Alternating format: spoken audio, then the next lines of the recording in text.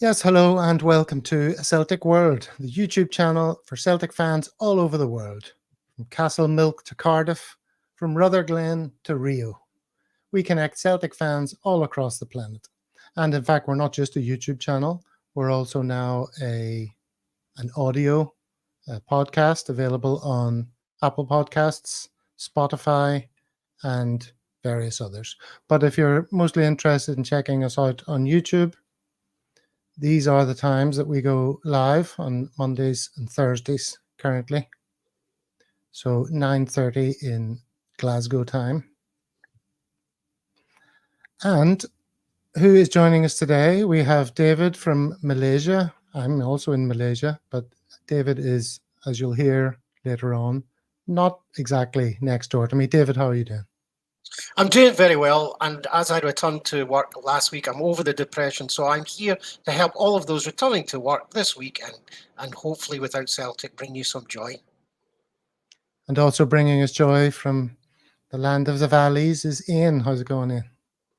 Yeah, not too bad. I am not yet over the depression. I thought maybe it'll shake, but I'm getting up this morning to go to work. I was like, I said to my wife, I said, this feels like it's going to be a couple of weeks till I'm happy to be back at work. If anyone can be happy being at work. But well, this is a little escape for all of us. So no doubt you're happy to be back here and happy to be discussing these issues on the show. First of all, trans issues. Don't worry, we're not going to be channeling Joey Barton or anything. This is about transfer talk, transfer issues. And then secondly, and this is the main part of today's show, is we're going to be discussing the book The Bould Bhoys with author Matthew Marr. And then finally coming back to the three of us for Celtic socials. So that's the plan today. While other channels are desperately scrabbling around for news and things to do, we're going to bring you this interesting feature on Celtic's history, the very first year that they won the league. So that's all pretty good stuff. Looking forward to that. Let me do some housekeeping here. Pop up the ticker. And we're off. So then, gentlemen, player chat. Should we talk about players? Players going out, players coming in. Let's talk about players going out first. Itaguchi seems likely to sign for a Japanese team, we think. The rumor is that it's that Kyo is going to take him and Kobayashi with him. That's the latest I read. I think Kobayashi might be on loan as opposed to a transfer, when I think Gucci, will just 100% go. So I think it's probably a good deal for everyone if Kyo takes them, because they're proven in that sort of league. He obviously knows what he can do and they wouldn't take them otherwise. So I think it'd be good for both of them to get a chance. I think Kobayashi, we didn't see too much of him. I thought he was kind of fine. But I think obviously Ange and now Rodgers have seen him on the training pitch, and the fact that he wasn't getting any minutes during that defensive crisis kind of sealed the deal for him. Yeah, so they're both going to be off to Yokohama F. Marinos, apparently. Okay, good for them. That's good news. Any other news, David? Any movement on Turnbull? We heard whispers that he was off to an English Championship side. Can you add anything to that? No, so I specifically looked for Turnbull and anything said about him because I had heard the same, and I didn't see. So the Kwon, Kobayashi, Itaguchi, etc. definitely heard of those much more solidly, but Turnbull still nothing quite yet. No, I've heard Mikey Johnson to Sunderland, but I think Mikey Johnson will probably want to wait till near the end of the month when the new Sunderland manager comes in, because obviously Michael Beale's off to a terrible start, which I don't think anyone could have seen coming. I don't think anyone could have seen Michael Beale's poor start or the patter that he's been coming with subsequently. Well, so I was going to ask you about that. The post-match interview I watched, and then I saw some Sunderland fans saying, oh, he makes a lot of sense. He's a good talker, this guy. And I couldn't resist but commenting, like, that's all you're going to get from him is talk. He's just this is the cycle, isn't it? So it's that cycle of people think, oh, he's like a breath of fresh air. And then when the results don't come, they're just like, well, hold on, he's talking about one thing, the other thing isn't happening. And I'm not sure. I think he's won one of his first 4 or whatever. But yeah, Mikey Johnson has been linked to Sunderland. I think probably that'd be a decent enough move for him. I think the question would be over if he could perform for that club, because it is quite a big club, like, it's well supported. And I think that's maybe something that Mikey Johnson has struggled with, is the expectation more than anything else. And I think if he goes to Sunderland, it's a good club, but I don't think the expectation is going to be relatively any more diminished than it would be with us. You don't think the expectation is going to be much diminished? Do you not think Sunderland fans have had it so bad for so long that? But it's in the context, right? Because you could say the same thing about Rangers fans. They've had like no success outside of a pandemic, and yet their expectations are still sky high because of the situation historically they're in. So I can only imagine it might be the same thing with Sunderland fans. I mean, I struggle to think that there'd be a group of fans as deluded as the Rangers fans. However, it is possible. Did you watch the highlights of that Tyne-and-Wear derby, David? No, I didn't. No.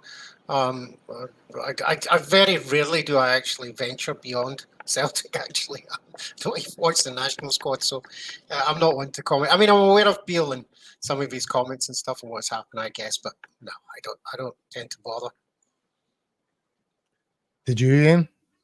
No, I saw the stuff on social, so I saw the boy getting crunched in the tackle. I saw Beale's comments, and I heard that it was like, as in Newcastle, it could have been a lot more. Like tactically naive, I think, was a lot of the chat about Beale. But yeah, I think that's the way it goes now, though. I think you're the same as you, David. I don't tend to see a lot of the non-Celtic games live, but I see so many clips of the highlights or good goals or things like that on social. You kind of feel as if you've got a sense of what happened with most games. I watched Wrexham instead against Shrewsbury. Which is suddenly being spelt in a different way, I notice. Wrexham, the Welsh spelling is, I think people are kind of gravitating towards that. I think in this age of kind of representing what's true, then we go for the Cymraeg version, Wrexham. And any truth to the rumour that they're linked to us in any shape or form, because people were very quick to jump on the back of their success. There was a guy in the shop with a Celtic top selling Wrexham tops. That's all I got. I think same sort of maybe working class background, a lot of kind of crossover for those sort of things. I think a boy turned up with a Celtic and Wrexham flag. So I think it's just one of those things. I think there's a guy on Twitter that's quite vocal, Ben the Tim. He's a Wrexham fan and a Celtic fan. I just think there's a lot of, with a lot of clubs, there's a bit of crossover in terms of some of the ethos and outlook and things. Okay. One person who's definitely going to survive, it seems, another window, is Joe Hart. You saw that? Yeah, and Seekers has also said that he wants first-team football, so he'll be leaving. So does that make space for someone to come in if Joe Hart is not going? Well, I'd be surprised. Sorry, go ahead, Dean. No, I was just going to say, I think, when we look at the priority positions, when we looked at Joe Hart at the beginning of the season, there was a priority in terms of the Champions League. And I don't think that, obviously, unfortunately, is no longer a priority for us. So I think it de-escalates in terms of the priority position, because he is more than good enough for the SPFL. I know he might have a mistake or two in it, but we should be more than good enough to compensate for anything like that. He was good in the derby, if we do remember. So I think he's kind of de-escalated in terms of a priority position. But I did think he was meant to be off to the MLS. So I'm not sure when that would transpire. It might just be a case of we're trying to manage a new keeper coming in, because it's not like any other position, right? A good goalkeeper is more difficult to find because there's not a kind of plethora of them like a centre back or a midfielder or a striker. It's one position and it's a unique position. Well, one position that's very important and we were concerned was going to be an issue in January. Turns out not to be, with Kyogo not making it into the Japanese squad. So he's here for us. But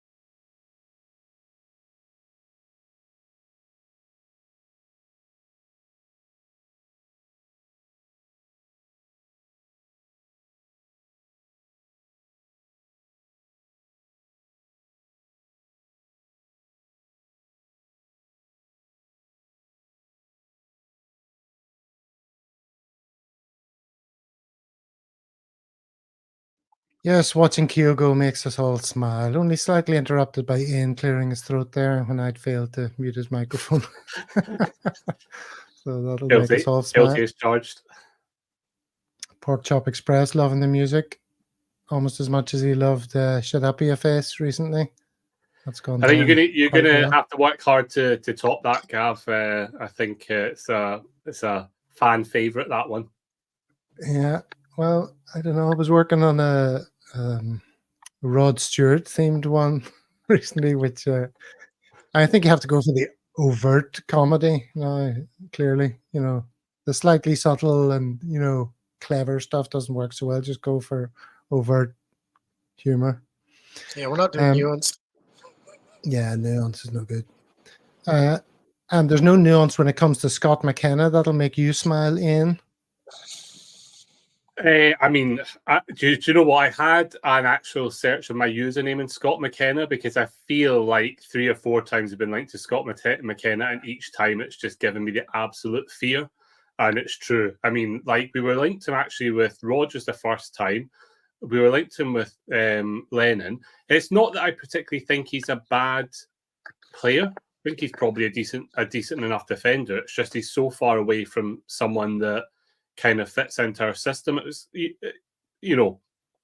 he's just a pure defender, and I think there's a lot of those out there. He's, you would say he's very much in the mold of a Rangers player because he just needs to be a limited defender. So no, I'm quite glad if that one disappears again. However, that being said, if Rogers is genuinely looking at him, then I can only think it's, there's something in the bigger picture, like he's got a specific role for him, but I don't think he's any better than Welsh or Naraki at the moment in terms of what I've seen. I'd like to give you the opportunity to re-express the name of our Polish central defender. Naraki? I would like to give you the opportunity. Narovsky. Naraki. You're going to break up. I'll have to chuck you out of the chat in a second. Nawrocki. Sorry, my time in old Poland is limited. Okay. So let's talk about other players then. Any other names of note, David? Anyone else kicking around that you think might have legs? Before we do, I guess Nat Phillips left said very nice things about us. Lagabilke, we still aren't sure that he's in the shop window, obviously. So we haven't got, Nat Phillips, well done. Thank you for your time here. But obviously, I think most are happy. Then it goes into sort of big names. I think Brendan Rodgers for Scott McKenna has already said no, not interested. So I think he has dismissed that one. Then it comes in for others. So I wrote down a few. We've got Byovsky, Shanklin, Kuhn, new contract for Liam Scales. Matthias, you're going to love me for this one. Keithgarden. Or something. I have no idea. And then probably the kind of wackiest is Jordan Henderson. So there's a few names getting mentioned about, but I don't think Jordan Henderson. In fact, Jordan Henderson himself has said he wants to go to the EPL. And he's thank goodness for that. Thank goodness for that. It's a position that we don't need someone of Jordan Henderson's age, mobility, who's been playing friendlies for 6 months to come into there for us. It's just for the wages. That does not make any sense. That really does feel like a sort of daily record, team meeting special. What can we get in there to generate some clicks? Yeah. Is anyone slightly concerned? I see some people getting worried by the lack of immediate action at Celtic, or the lack of concrete or anything about to cross the line. Rangers have got your man in, the Portuguese fella, and there's talk of Doig, but I see that's now been dialed back a bit. But they appear to be a bit more on the front foot than us, which is giving some people cause for concern. Yeah, I mean, I think if you look at the guy from Wolves, he was obviously looking for an escape because he's not been starting or playing. So I think that's probably what's aided them to kind of get him in so early, because he just wanted to get out there as quickly as possible. I think we've maybe been spoilt slightly in terms of we've had deals lined up in a notoriously difficult month to get business done. Which doesn't take away from it. We know the problem positions. We know kind of what we need. Rogers said what we need, so it is a little bit a bit disconcerting. But I don't know, is the winter break a bit later than usual this year? Has it been a bit later, or no? Has it been the same? Because I don't know if that affects it. Maybe he's just thought there's a bit more time before the training camp to get the players in. But let's see. I'd just like to point out for our audio podcast listeners, when you talked about the notorious transfer window, you raised your hands and did air quotes. Yeah, I'll do it. I'll say air quotes next time. Go ahead, David. No, I was just going to ask, how long is the window typically? Is it three weeks in January? No, it's to the end of January, so it's 4 weeks. So what we got 31 days. Yeah, so we're just a weekend. Got 3 weeks left. And we really don't want to be scrambling. But again, it could be the fact that because we've got Rogers, he might look towards the EPL because he wants that experience. And those sort of players are going to be freed up near the end of the window when they're told they're surplus to requirements, so they can't get a club. Whereas last couple of windows, Andrew's obviously brought in some players from Japan and Korea as more of, prospects to work on or whatever. So let's see. It could be because we're aiming for a different caliber. So there's little concrete, so there's no point in speculating. Thankfully, we're not one of these channels that has to pump out content, even though there's nothing really going on that's verifiable. Instead, we have a very interesting conversation to show you that David and I had with the Celtic historian and author, Matthew Maher. And I will play that for you now. Now, I've got it in the form of one continuous video, and I'm hoping that plays smoothly. If it doesn't, we'll revisit it and play it in 3 little pieces. But here is the big one. And we'll be back after this to talk about our Celtic social choices for the week.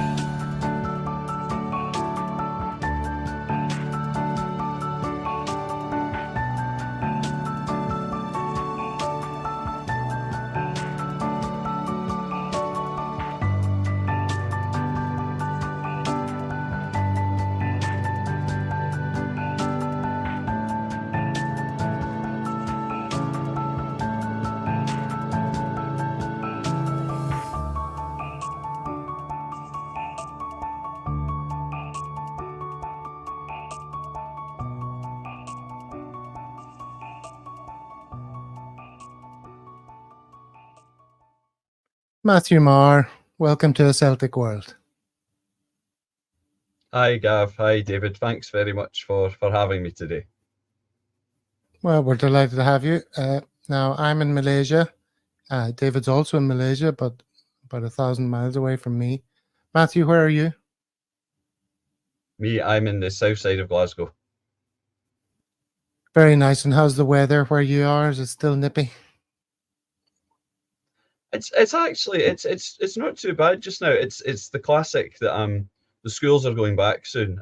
So what has been a sort of a very rainy school holidays is apparently now for the next week and a half going to be cold but sort of sunny and nice. So it's that typical thing. So we'll just have to use the last couple of days before reality kicks back in for us. Very good. All right. So you are, of course, the author of the book we just featured there in the video. Congratulations on writing that book. Well, no, thank you very much. I was really delighted to get the book published last year. It's been something I've wanted to do for a long time. And one of the big things that, to be honest, what I really wanted when I went with the Celtic Star, who are the publishers, and where you can still get it online. But when I went with them, I just really wanted a professional looking book that was available in the Celtic shops. I mean, that was really the big sort of goal. And it was great, and it was really funny. It's great when you go into the shop and you see your book. I have periodically people have to stop me rearranging the bookshelves to move it into a more prominent spot if I don't like where it is. But no, it's great. Every time you go in, you like to have a check on it, and it's amazing the number of people that I sort of vaguely know who periodically send me pictures saying, I was in the Celtic shop and saw your book earlier. So no, I was really, really delighted to get it done. So book 2 is well underway now, so we'll have to be looking forward to that later, hopefully in the year as well. Well, David, of course, has read the book. Yeah, so I got the book through. I ordered it from the Celtic website. I don't think you said the Celtic Star or where you get it, but I got it from I guess they're associated. That's how it was done. So I ordered that, and it took about a week to come through, and it landed just in time for Christmas. So whatever little time the kids gave me, I was able to go to the book and start pulling out all of these fascinating little points that you see in the video as well. So it was really great. So thank you for first of all writing it and taking us there. And I think we'll have some fun getting into it. Is that the first book you've written, Matthew? Yes, it is. As I say, it's one of these things that for a number of years I've wanted to write a book. It's a great story. I mean, I think the thing is, I know you're biased from 2 perspectives. 1 from being a Celtic supporter and 2 from having written the book. But the topic itself is actually really interesting. There's so many things that happen during the year that they're not really Celtic stories, but they're really sort of, in any story they would be, engaging and exciting. And I've tried to strike a balance in the book between talking about, yes, what's happening in games and so on, which is important, but trying to look at sort of the wider context, some of the other stories that make it a really, really interesting story. So it's the story of a season 130 years ago. Why would that season be of sufficient interest for you to write a book about, and indeed for anyone to read about? Just give us the overview of why you think that's of interest. Well, I think there's two things in very summary terms that make the story fantastic. So one, first and foremost, it's the story of Celtic's first ever league title. Obviously, the club, hopefully, we're obviously top of the league just now. You're hoping you're going to win another title. When the book came out, we were just weeks away from winning last season's league as well. So I think it's like anything else. We always, as Celtic supporters, talking about knowing the history. And if you're going to know the history and if you're going to celebrate league titles, then actually understanding what happened the first time, like where that all began, is a really, really important one from the club's perspective. It's also really interesting and fascinating just because of the wider story of football. The reality is that football in the 1890s, so Celtic won the title in 1892-93, so 130 years ago last year was when the boys first claimed the title. But football in the 1890s is just fascinating. There are just so many differences from the modern era. There's differences in the pitches, there's differences in rules, there's differences in refereeing. I mean, one of the ones that people really will laugh at is, in terms of refereeing rules.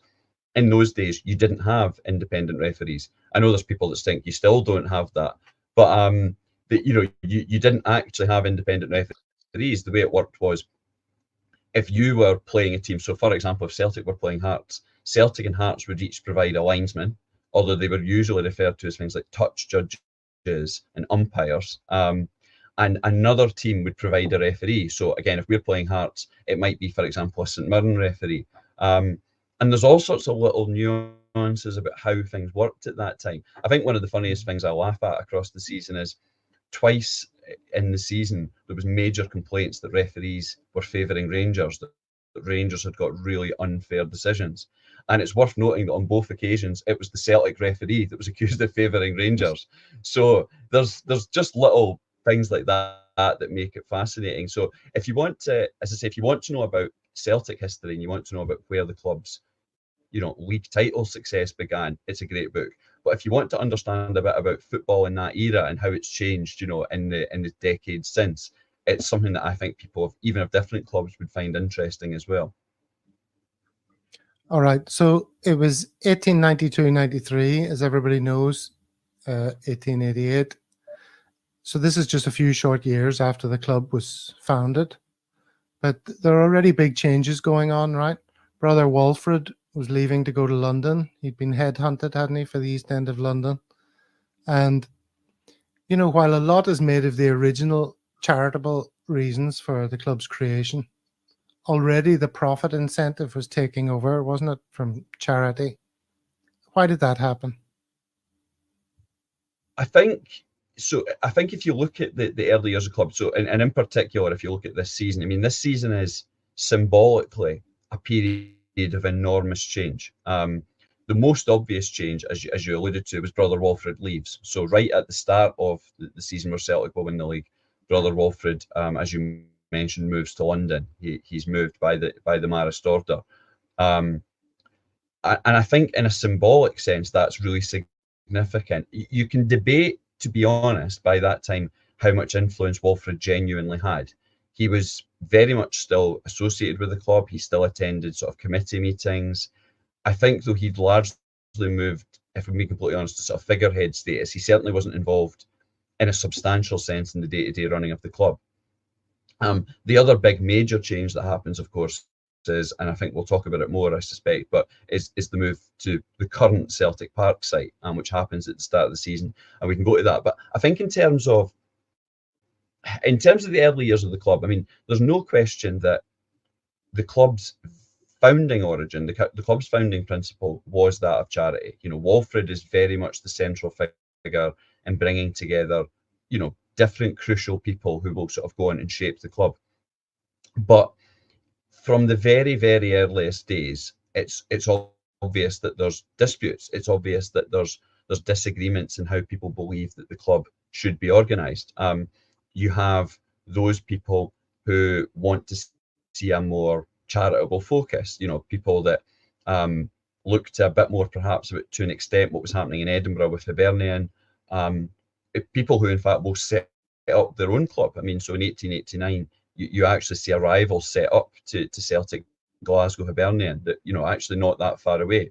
And that was, again, linked into people who believed the club should be sort of principally focused, partly the Catholic faith, but also, a charitable purpose. You have those other Celts who believe that if your club is going to survive in what is increasingly, unofficially, although by the end of this season it'll change, a professional football culture, that you can't survive on charity. And it's difficult to know who's right. There is an argument, obviously, if the club's founded on charity, then more money should be going into charitable items.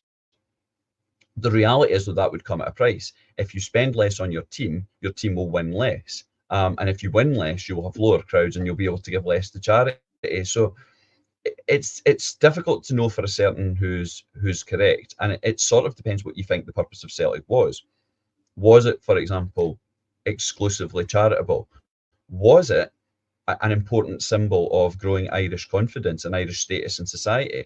And if it is, then you have to have a good football team. And a good football team is not achieved by sort of spending the minimal amount on the team and giving all the money away. And I think it's one of those things, to some extent, it's maybe an argument that still exists, perhaps in a slightly different sense. But the reality is perhaps your own personal beliefs will shape what you believe the right approach is. I'm not convinced that there's intrinsically a right answer, but there is definitely evident, including throughout this season, arguments about how much should be spent on charity. Should eventually, for example, at the end of the season, should the club become a private company, which is what will happen, albeit not this particular season, but by the end of the 1890s it will happen. Wasn't it the case that there were other sporting charitable organizations around that time that had all failed because they hadn't focused on becoming more of a business? And that's why the attention turned to that. And then Celtic's continued existence is evidence that maybe was the smart move, albeit not the one that they were set up for. I think certainly yes, there was. I mean, there's multiple. I think the thing is, one of the interesting things is that at this time, and even certainly since Hibernian in Edinburgh were formed, and even arguably before that, there are so many Irish football clubs in Scotland. There are Celtics, there are Shamrocks, there are Emmets, there are Hibernians, there are Erins, and numerous other, like found all across the sort of, particularly the sort of the central belt, sort of, maybe going sort of up to Dundee, downwards. But the reality is, even in other parts of Scotland, but anywhere that there were strong Irish communities, there were Irish sporting clubs, swimming clubs were quite big, athletics was a really big thing, but in particular, there was multiple football clubs. And the reality is that most of them ultimately didn't survive. Most of them did collapse. Some of them were as simple as being set up for a matter of months and then falling apart. Hibernian is a really, really interesting one. Again, arguably, as with all history, it slightly depends on your perspective, but Hibernian effectively go out of business. I mean, officially they're mothballed, but Hibernian effectively got out of business in the early 1890s. Now, there are multiple things that can be blamed for that. The principal thing, if you're a Hibs fan, is that you blame Celtic, because obviously Celtic, there's no question Celtic did attract many of Hibs' best players, which had a substantial impact on Hibs club. But there was other political problems that Hibs faced at that point, that ultimately saw them, for example, Hibs were really formed as part of the Catholic Young Men's Society, and they were, due to sort of arguments with Rome, were sort of told, well, you can't be involved in the Catholic Young Men's Society and involved in Hibernian, and that took away a lot of their sort of best organisers, which damaged them as well. But the amount that Hibs did in terms of a charitable focus, which I think is definitely more in a percentage sense than Celtic were, although I think sometimes Hibs historians can exaggerate the extent. I mean, a lot of Hibs historians will focus on the idea that Hibs were, sort of purer than the driven snow. There was no sort of illegal secret payments going on from them, which is clearly absolute nonsense. There's no I mean, Celtic were absolutely breaking the rules with behind the scenes payments. There's no question. But to be honest, so was everyone. I mean, William Ellie, in his book that he wrote in the late 1930s, to celebrate, Celtic's first 50 years, speaks about how, apart from arguably Queen's Park, he thought every club in Scotland was deliberately breaking the rules. So the reality is that there were so many clubs that had gone to the wall. There were so many clubs that had tried to sort of put a charitable focus, and ultimately one of them stands out above all else in terms of success, and that's Celtic. And so, again, you can make a moral argument, well, we should have been less successful, but maybe given more to charity. There's a valid argument to be made with that. The counter argument is, of course, that if you want to sort of celebrate Irish success, if you want to sort of really give the community in Scotland, not just in Glasgow, if you want to give the community in Scotland a real sort of symbol of hope and aspiration, then you have to be successful. And the reality is, the early 1890s, football in England was already professional. In Scotland, it will be professional by the end of 1893. You have to actually spend the money if you want to do that. Okay. David, do you want to jump in? Yes. So for the book, I think there's probably, as I sort of read it, there's a number of stories that actually go from the beginning of the book to the end of the book. And I think one of them is that whole above Celtic change of football. As you say, the interaction with Celtic, a lot of time spent in England playing as well. And it was that tension, I think, I had to kind of rethink, I suppose. So when we're looking for why was this season important, for me, it kind of resonates with some of the debates that go on this year and in previous years about how much money is going into the club. What should we be spending on players? We shouldn't be hoarding this, paying out dividends to shareholders and large amounts of money to the board, etc. So that argument about who does what with the money of the club exists today as it very much did then. Maybe in a slightly different way, but it was a constant through. So I'm just kind of wondering, there was certainly this entire stream about what should we be doing with the money that Celtic makes, and you can see that in part of the book there's a boast of Celtic being the richest club in Britain, I think, in one sense. it just reflects a lot of what we said you see today. Do you think that it ever became resolved from that first League One season to today? Do you think it ever got resolved where it was clear that everybody was happy? Or was that the state into which Celtic was born and will ever be? I think there's an I always think that the issue comes down to this.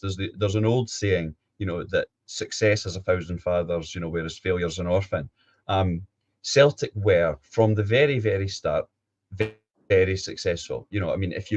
If you go into, obviously the club is formed in November 1887. It actually plays its first game in May 1888. And if you go really October 1888, so we're talking a matter of months after the club's first played, really only weeks after it's first played a competitive game. Newspapers quite commonly referred to it as the already famous Celtic club. Celtic were clearly something really different from all the other Irish clubs and the other general clubs that existed. There really was a stratospheric rise. I think what you then get with Celtic then is, because, as I say, it's successful, you have lots of people want to sort of claim part of it. And the reality is, the more people that want to be part of something, the more opinions you are going to have, the more divergence you're going to get. Like I say, there are two very distinct groups in the early years of the club, which is that which want to see a more Edinburgh Hibernian style, focus on Catholicism, focus on charity, and so on. Often they were known as the Quillinites because they were led by a guy called James Quillen.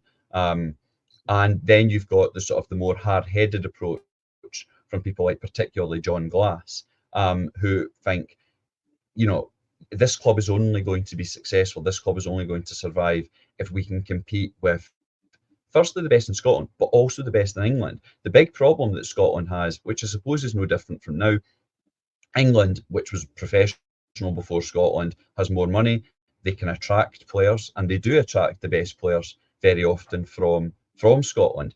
And Celtic in a position, well, how do you compete with that? And that's where the money arguments come. Now, in terms of how that reflects the modern life, I think it's exactly the same. In some ways, this will probably seen as sacrilege, I always have a certain sympathy for the board, in the sense that it's easy as fans, without any direct responsibility, to just say, spend the money.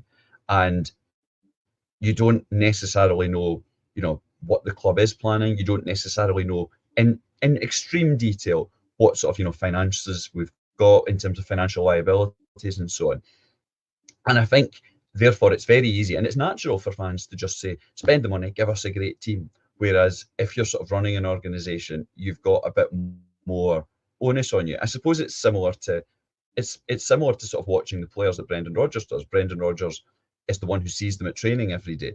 We have an idea of, well, maybe it would be better if we did, X, Y, or Z. Maybe it would be a better thing if we, played this player or anything like that. But we are not the ones that see them all the time. And I think in a financial sense, there's an element where that's true as well. So I think Celtic are spending the money that they absolutely need to, if they're going to be the most successful in Scotland. What could they have spent it in a different way? Possibly. But again, if you look at 1892-93, and I think there's no question that the two Hibernians, that's Glasgow and Edinburgh, I think played in the psychological minds of many of the people that ran Celtic. Celtic, when they first started, the first Celtic Park, which is on the site of what used to be the Iron Brew factory and is now flats just next to Parkhead. But, Celtic, this was very, very early, seen as, by the standards of the time, quite a good ground.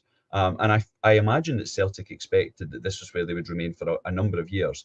And then suddenly they're given a ninefold increase in the rent by the landlord, who I think presumably had seen an opportunity to make more money. I think the reason we can expect that to be true is that actually football continues to be played on the old Celtic Park for years and years after we vacate it. So it wasn't that he wanted rid of us to build houses on it or anything like that. Instead, it was the opportunity the landlord had sought to make money. And because of that, we had then taken on a big liability of getting new land. But I imagine that many people in the club at that time were cognizant of the fact that there was always a risk that perhaps one day this could all disappear. Were we going to lose yet another ground? And financially, you have to be able to cope with that. And again, if I look at, as I say, Edinburgh, Hibernian, they're a good example because, around about the time this is all happening, Hibs have just lost their ground, Hibernian Park. And that caused them major problems. They didn't have a home venue. They couldn't play games. So I think if you're running Celtic, you probably looked at what's happened elsewhere and you think, right, we need to spend money in such a way that we can ensure long-term stability and success. And I suppose that's what the modern day board would argue. Now, fans, of course, would probably differ, but I think that's always been the case, and I don't think it'll ever change, if I'm being honest. Okay. I have a quick one here for you. Willie Maley, commonly referred to as Celtic's first manager, took the reins in 1897, a few years after this season. So who was in charge before that? Were they management by committee or what? Well, the club was run by a committee. I think that there's an part. This is also another reason the club wants to sort of change its structure. But yes, a lot of the decisions at this point were management by committee. But I think even before Willie Maley is the official club manager, he already stands out as one of sort of the lead organisers. I think players certainly had much more of an influence on what happened as well. I mean, there's no question, in my view, there's three men that above all else, without them, there's no Celtic. You've got Brother Walfred, obviously, who's the one who brings everything together. You've got John Glass, who's the business mind that really shapes the club. But you've also got James Kelly. James Kelly is the club's first captain. And he was a renowned footballer even before Celtic. He was officially a world champion with Renton. So in those days, the winners of the Scottish Cup played the winners of the FA Cup, and it was billed as being the World Championship match. So James Kelly was already renowned, and Kelly was really important in actually attracting players. Are we going to go to this new Irish club, given that Irish clubs rise and fall all the time? With somebody like James Kelly's involved, that was really important in bringing lots of other people in. So officially, it's a committee runs it. We don't have an official manager, but over the years, certainly we see a number of sort of individual players have an important role. But we do, particularly after this season, we see Willie Maley beginning to have a much more significant role, which is what will eventually lead to him being appointed as the club's first manager. So, I mean, one of the things that came across an interesting anecdote was when there was a sort of fight broke out in the terraces.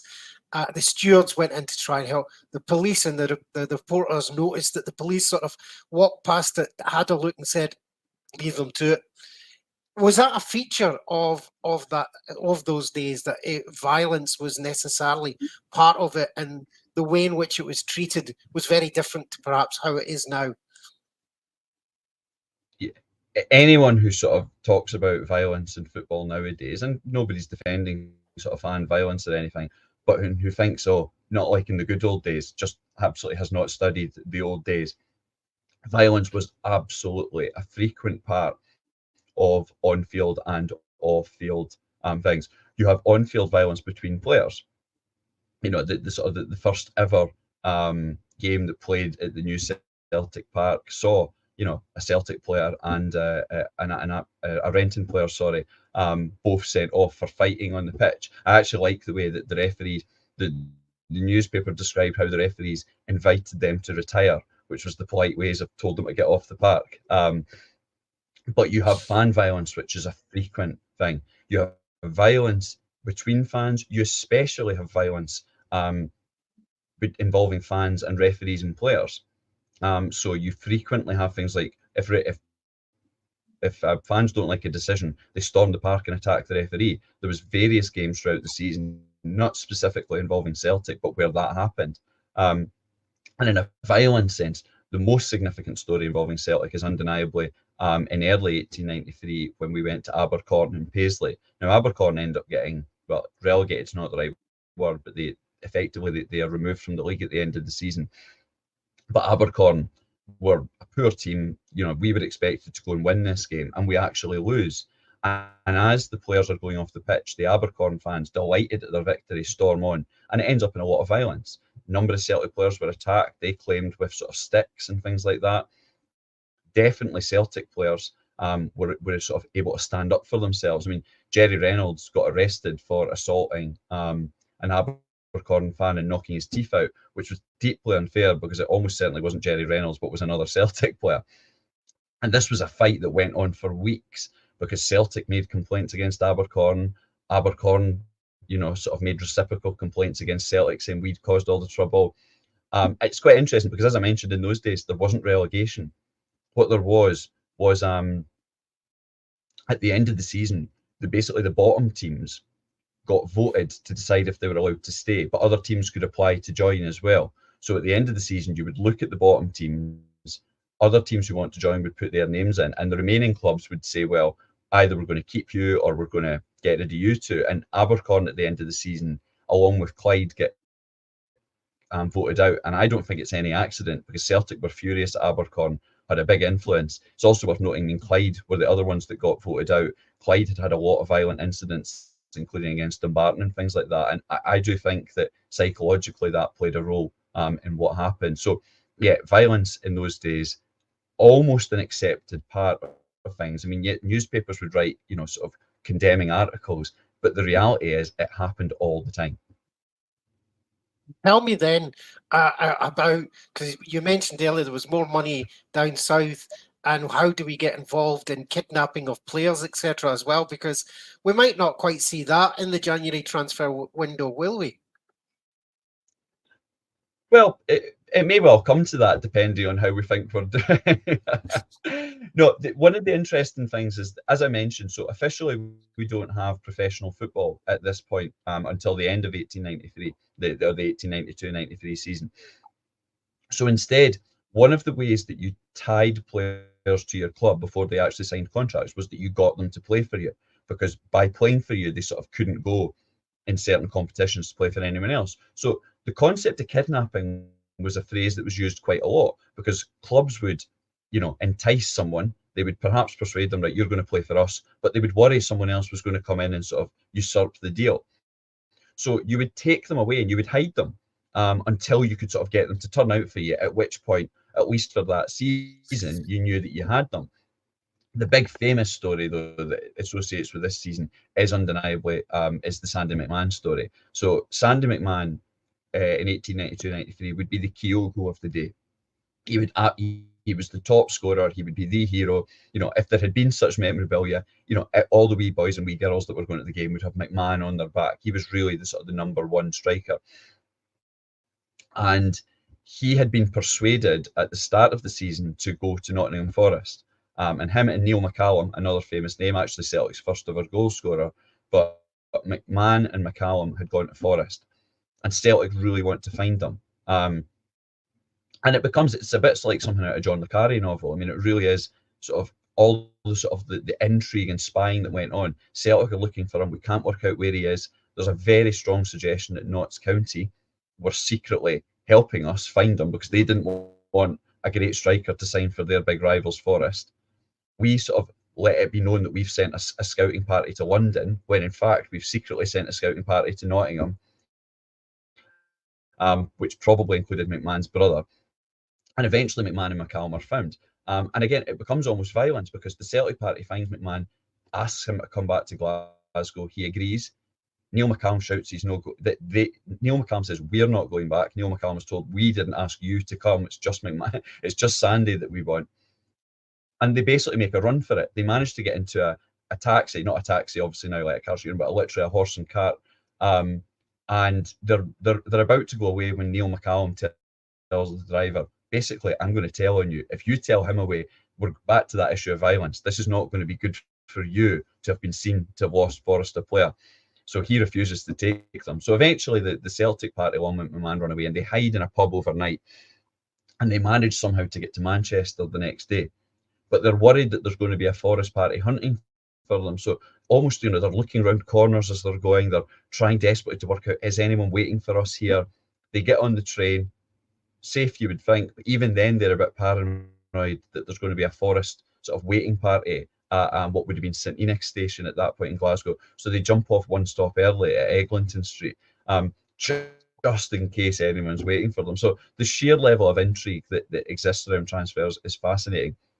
I do like the idea that at some point in future, if Kyogo ever wants to leave, that we're going to lock him in a car boot and tell him he's not allowed out, you know, sort of going back to the future, as it were. Well, we sent Jota to Saudi for a while, so he's coming back.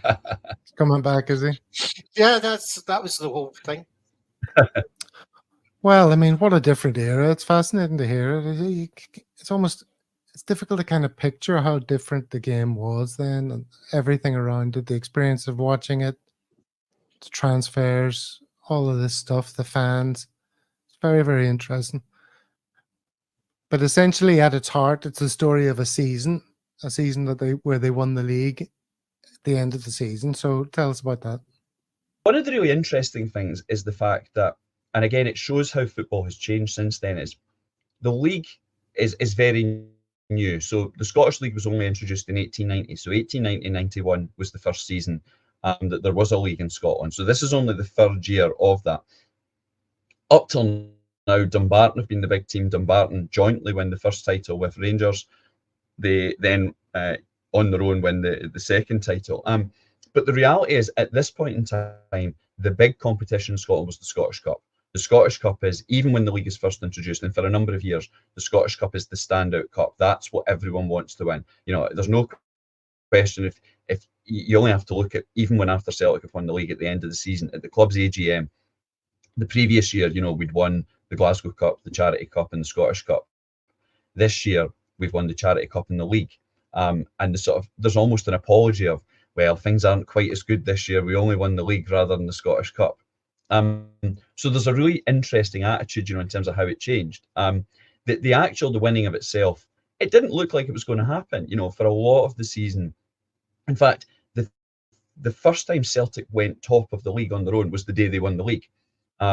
Throughout the season, Celtic had been behind. You know, we'd lost early games, particularly to Hearts. And it really did look like we were, you know, that this wasn't going to be the season that we were going to win the league. But we begin to get a run of games together. We have one big moment. Rangers were having a brilliant season, but we have one moment where we beat Third Lanark, and Rangers surprisingly go down to Dumbarton at Boghead. Now I know Dumbarton were the champions, but they had a terrible season. And so suddenly we had a game against Rangers towards the end of April, and this was basically seen as the unofficial title decider. If Rangers won, effectively we wouldn't be able to catch them. If we won, we'd still have to win our games in hand, but you know, it would be very much in our hands. And we went out and had a fantastic victory, a very comprehensive victory over Rangers. Then we got to the sort of the last minute itself. So the 9th of May 1893, that's the crucial moment. Leith Athletic come to Glasgow's East End. We've got 2 games to go. We just need 2 points. So we could have drawn twice, or we just had to win this game. And we do win it. We win it quite comfortably in the end. But again, what's really interesting is it's the different responses that victories get. You know, nowadays, if you win the league, there's street parties, there's fireworks, there's mass celebrations. In those days, if you won the Scottish Cup, it was similar. You know, there was big street parties, there was parades, there was huge, and there's a bit of an anticlimax when we actually win our first title. It was done on a Tuesday night. There was only probably about 2,000 to 3,000 fans there to see it, and it was afterwards. There's a sort of party that takes place in the Celtic Pavilion with the players. But it's interesting that a lot of the mass celebrations that are described when Celtic win other trophies, you just don't really see them mentioned, almost as though people again are like, well, look, this new Scottish League's all very interesting, but we're still a bit disappointed about the Scottish Cup. So it's just really funny how football has changed since then. But again, it's one of the fascinating things that the book brings out. Well, it's amazing to hear you talk about it as if it was last season. That's what takes me to the fair. It's almost as if you were at those games. That's how invested you are on that particular season. But Matthew, it's been amazing to talk to you. I think we're out of time. We could probably talk for hours on this subject. I know David has a whole bunch of other questions. But, you know, I think we've heard so much from you. It's been fantastic. David? Absolutely tremendous. I could have gone into us being part of a circus troupe or whatever else we could have got to, but that was tremendous. I think that's going to be really interesting for people as well. So look forward to the next book. Excellent. Well, thank you very much for having me. As I mentioned, book is still available. You can get it in the Celtic shop. You can get it online as well from the Celtic Star. So the Bould Bhoys, glory to their name. As you mentioned, as well. Second book. There's actually two books I'm toying between. There's two of the books that I'm about 80% of the way through researching. So I just have to decide to focus on one of them. But I'm sort of hoping by the end of the year, maybe Christmas of this year, the next one will be out. But no, it's been great to come on and talk about it. So thanks very much for having me. Are you going to give us a sneak preview about what the next book's all about? Again, it depends which of the two that I go for.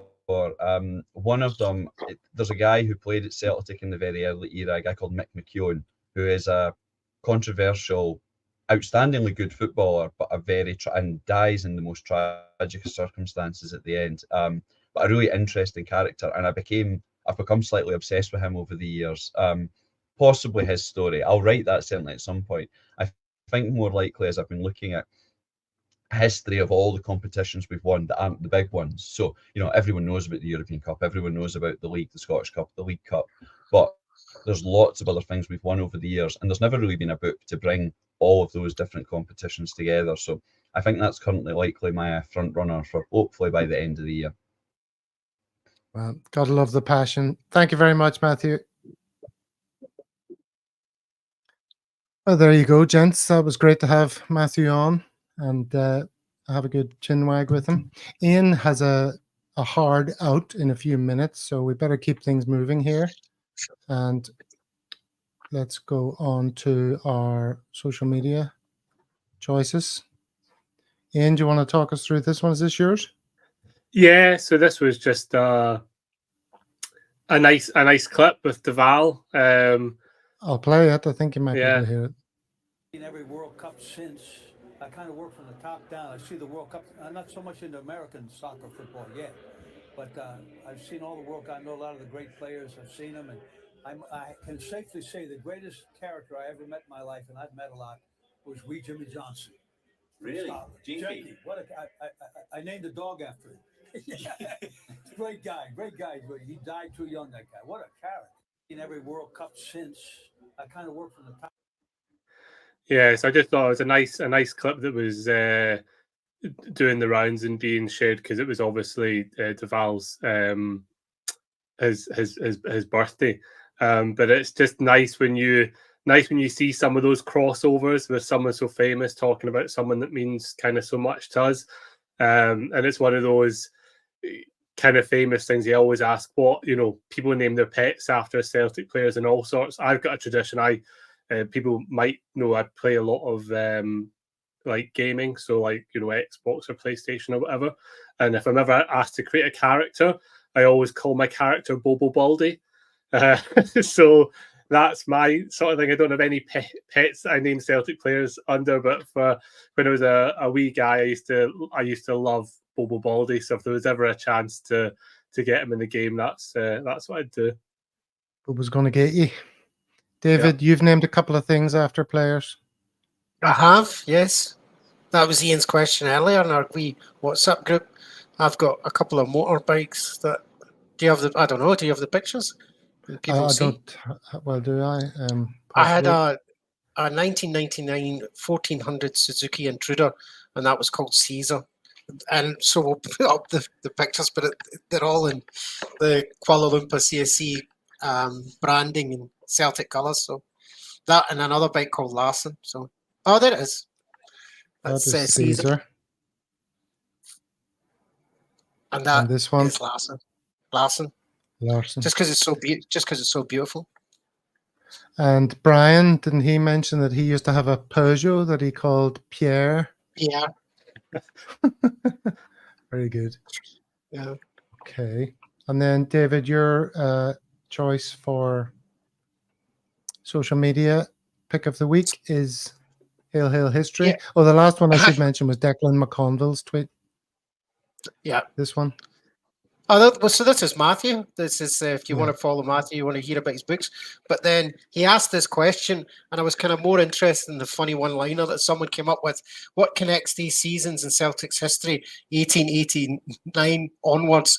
So if you go into the first reply, seasons that Forrest scored in.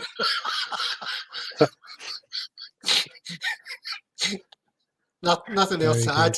No notes. Good for wee Jamesy. Well, look, it's been a lot of fun, guys. It was very interesting, as I say, to talk to Matthew. Great interview. And that's the show for today. And we'll be back on Thursday with another exciting guest. And yeah, stay tuned on your social media for alerts as to who that might be. But thank you for joining in the comments, and we'll see you then. Cheerio, gents.